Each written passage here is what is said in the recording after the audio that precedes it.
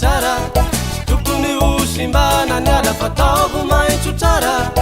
amin'izay mivoatsa ny tany tsy misy fasahiragna iena tsara tsikolo sy ny zavaboaharindragna ary afa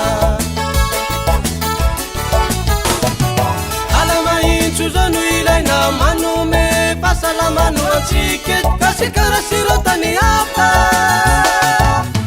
tsy amaintso tsara nya izany deo fahasambara olovay ny taranakafa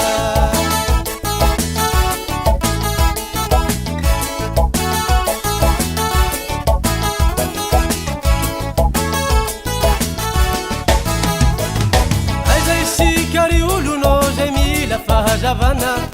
rano sy ala mitambatsa no manome fahasalamana zany alefa mbo karakara efa savela ho karakaina diovy ny rano volena ny hazo iverenantsika aminosy maintso aiza isika ry olono zay mila fahazavana rano sy ala mitambatsa no manome fahasalamana zany anefa mbo karakara efa savela ho karakaina diovy ny rano volena ny hazo iverenatsika aminosy maintso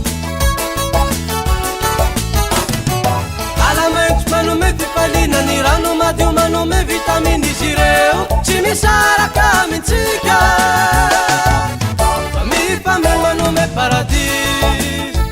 ny manimba tsy tokony ataontsika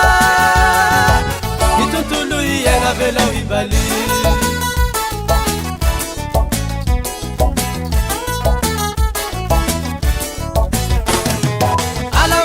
manome fifalina ny rano madio manome vitaminy izy ireo tsy misaraka amintsika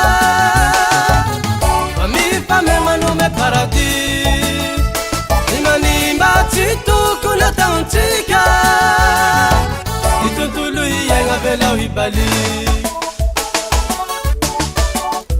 aizatsika andao hiaro ny ala sy rano hamonitra reo fahavalo tontolo iagna velao hibaly ny tontolo iagna velao hibaly